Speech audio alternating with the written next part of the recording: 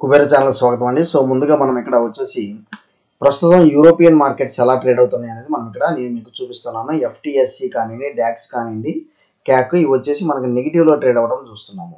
Okay, నెగిటివ్లో trade అవ్వడం చూస్తున్నాము.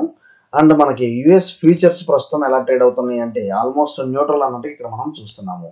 So ఎందుకంటే మనకి ఇప్పుడు ఇంపార్టెంట్ అప్డేట్ ఉంది, అది US fed meeting. So US fed meeting ఇక్కడ వచ్చేసి US Fed meeting today, 5 factors that will impact central banks rate decision అన్నట్లుగా చూస్తున్నాము. మేజర్గా మనం వచ్చేసి 25 to 50 బేసిస్ పాయింట్స్ అన్నట్లుగా తగ్గించవచ్చు అన్నట్లుగా మనకి మార్కెట్లో న్యూస్ స్పెక్యులేషన్ జరిగింది. అందువల్ల ఈరోజు బ్యాంక్ నిఫ్టీ బాగా మనకి చాలా అప్ మొమెంటం జరిగింది. ఇక్కడ చూడండి, లాస్ట్ 4 yearsలో ఫస్ట్ టైం రేట్ కట్ అనేది ఉండబోతుంది అన్నట్లుగా మనం ఇక్కడ చూస్తున్నాము. ఓకే, సో మనకు వచ్చేసి పవల్ గారు నైట్ 11:15 అనేది స్టార్ట్ చేస్తారు. మేజర్ ఈ 5 ఫ్యాక్టర్స్ ఏంటంటే యుఎస్ ఇన్ఫ్లేషన్ అండి. సో ఇన్ఫ్లేషన్ వచ్చేసి మనకి although the headline figure was positive, underline inflation unexpectedly rose in August. So ఆగస్ట్లో పెరిగింది. Increase in housing and travel cost అన్నట్లుగా చూస్తున్నాము.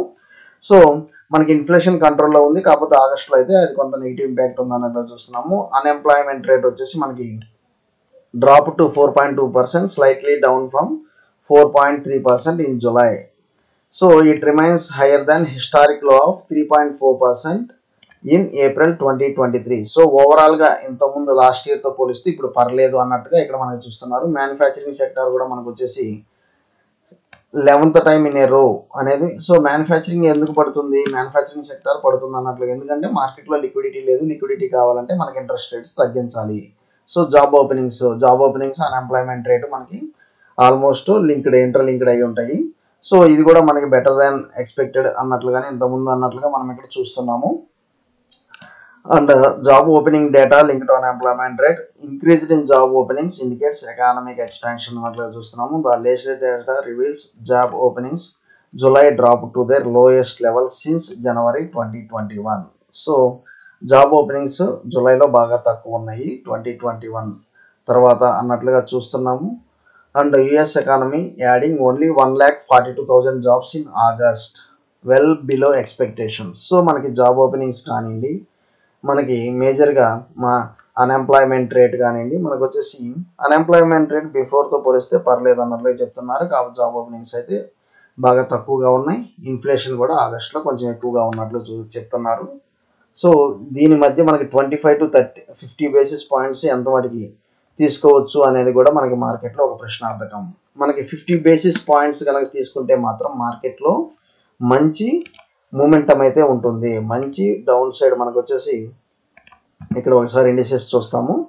సో మనకి ఏదైతే ఉందో ఇందాక మనం అనుకున్నాం కదా 50 బేసిస్ పాయింట్స్ అన్నాం కదా, ఇక్కడ నిఫ్టీ చూడండి 25,377. ఒకవేళ 50 బేసిస్ పాయింట్స్ కనుక తగ్గించినట్లయితే ఇది నియర్ టు 26,000 మీరు టచ్ అయినా ఆశ్చర్యపోవాల్సిన పని లేదు.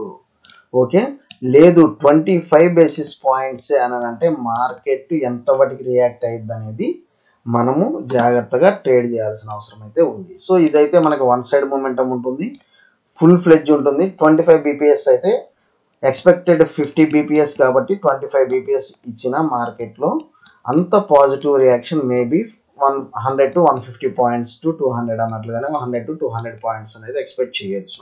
ఓకే, సో అందువల్ల ఏంటంటే నేను ఇక్కడ చూడండి సిఈ ఒక లాట్ బై చేసుకొని పెట్టుకున్నాను. సో నిన్న బ్యాంక్ నిఫ్టీ సిఈ బై చేశాను, కొంచెం మంచి ప్రాఫిట్తోనే బయటకు వచ్చానండి. ముందు లాస్ చూశాను, తర్వాత ప్రాఫిట్. సో ఇది కూడా నేను వచ్చేసి 90 రూపీస్ దగ్గర తీసుకున్నాను. రేపు ఎలా ఉండిద్ది మూమెంటం అనేది చూద్దాం దీని మూమెంటం. ఓకే, ఇప్పుడు వచ్చేసి నిన్న ఈరోజు మార్కెట్ చూసినట్లయితే మనకి మేజర్గా బ్యాంక్ నిఫ్టీ చూడండి 561 పాయింట్స్ అప్, కానీ నిఫ్టీ 41 పాయింట్స్ డౌన్.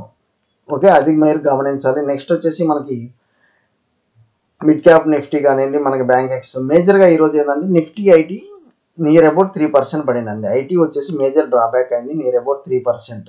సో ఒకవేళ అది రేపు కనుక మనకి ఈ రేట్ డెసిషన్ మీద ఐటీ ఒకవేళ మూమెంటం ఇస్తే మాత్రం ఇది 26,000 టచ్ అవడం అయితే గ్యారంటీ. ఓకే, సో కొన్ని ఇంపార్టెంట్ అప్డేట్స్ చూడబోయే ముందు మనం వచ్చేసి ఆప్షన్ చైన్ డేటా చూద్దాము.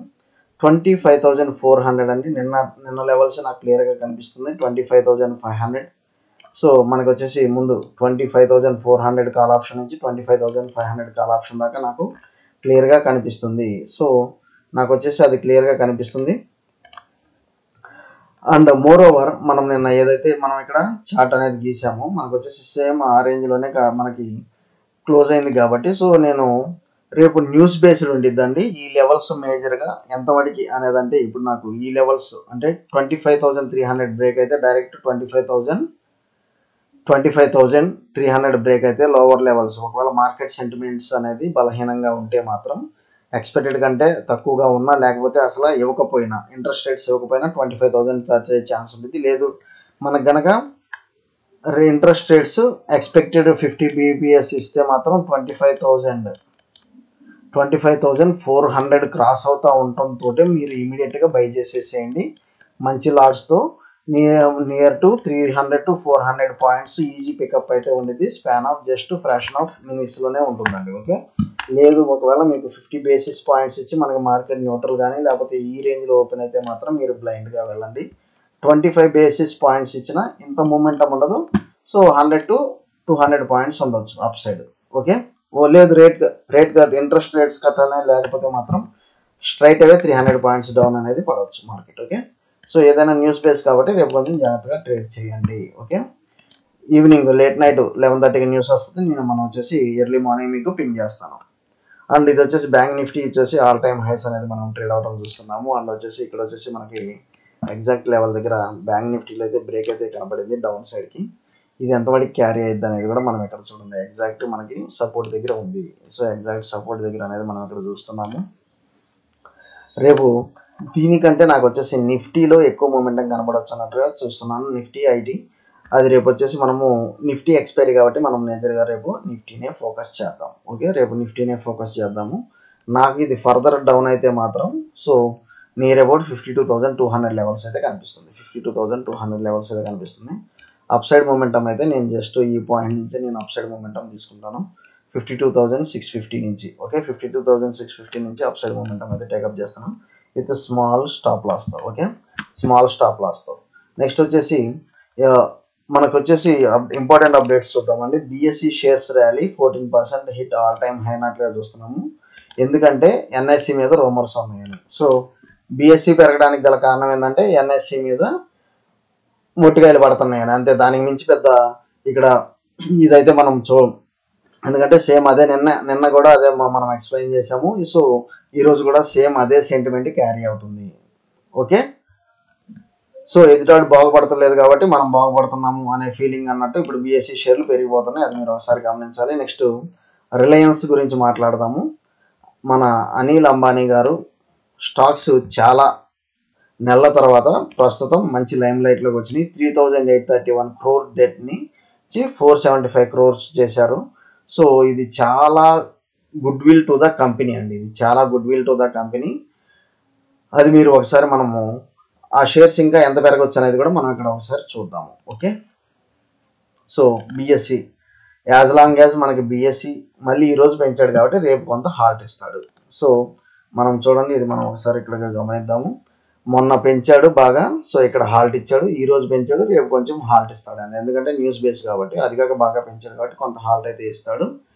సో మనం ఈరోజు రేపు మీరు గమనించండి 3,900 PE అనేది మీరు యాడ్ చేసి పెట్టుకొని రేపు అది ఎలా మూవ్మెంట్ అయింది అనేది ఒకసారి చూడండి. ఓకే, బిఎస్సిలో 3,900 PE ఎందుకంటే ఎంత పెంచాడు కాబట్టి కొంత మనకి షార్ప్ సెల్లింగ్ అనేది ఉంటుంది. ఓకే, ఈ రిలయన్స్ ఇన్ఫ్రా కానివ్వండి, మనకి అప్పర్ సర్క్యూట్స్ అండి, ఆర్ పవర్ కానివ్వండి. సో ఈ మనకేంటంటే న్యూస్ ఇంటర్నల్గా ఎవరన్నా మంచి పొజిషన్లో ఉంటే మనకి ఇంటర్నల్ న్యూస్ తెలిస్తే ఇవన్నీ వచ్చేసి సో అదే మనం అంటాము ఇన్సైడర్ ట్రేడింగ్ అని. సో కంపెనీలు ఏంటంటే టాప్ లెవెల్స్లో మనకి ఎవరన్నా తెలిస్తే సో ఇలాంటి న్యూస్ బయటికి రాబోయే ముందు మనము షార్ట్ సెల్లింగ్ చేయాలా, బై చేసి పెట్టుకోవాలి, పొజిషన్స్ అనేది చూడవచ్చు. ఓకే, సో ఇవన్నీ న్యూస్ బేస్డ్ కాబట్టి మనం ప్రస్తుతం ఏంటంటే వీటిని అబ్జర్వ్ చేస్తూ మనం ఎంజాయ్ చేయాలండి. అంతేగాని కాకపోతే ఇది రిలయన్స్ పవర్ కానివ్వండి, ఇన్ఫ్రా కానివ్వండి, ఇంకో 2-3 అప్పర్ సర్క్యూట్స్ కొట్టే ఛాన్స్ అయితే కనిపిస్తుంది. ఓకే, 2-3 అప్పర్ సర్క్యూట్స్ కొట్టే ఛాన్స్ అయితే కనిపిస్తుంది. మనం ఇది నిన్న DCX ఇండియా రికమెండ్ చేసాము. సో కొంత మనకి ఇది పడింది, కొంత మనకి నేను ఈరోజు కొంత స్టాక్ తీసుకున్నాను. సో నిన్న పెరిగింది, ఈరోజు వచ్చేసి కొంత మనకి ఇది సెల్లింగ్ ప్రెషర్ కనపడింది. కాకపోతే నేను ఈ స్టాక్ అయితే బుల్లిష్ మూమెంటం అయితే ఉన్నానండి. ఈ స్టాక్ మీద అయితే బుల్లిష్ మూమెంటం ఉన్నాను. 314 స్టాప్ లాస్ అనేది మెయింటైన్ చేస్తున్నాను. ఓకే, మీకు ఏదైనా డౌట్ ఉంటే మన క్వైరీస్ ద్వారా మన వీడియో కింద కామెంట్ సెక్షన్లో కామెంట్ చేయండి, మనం దాన్ని అడ్రస్ చేద్దాం. ఓకే, సో ఎనీహో రేపు వచ్చేసి ఫెడ్ మీటింగ్ డిసిషన్ మీదే మార్కెట్ సైడ్ వేసా one side momentum either up or down అనేది డిపెండ్ అయ్యింది. అది మనం ఎర్లీ మార్నింగ్ డిస్కస్ చేద్దాం with short video. Okay, thank you అండి. Follow for important updates.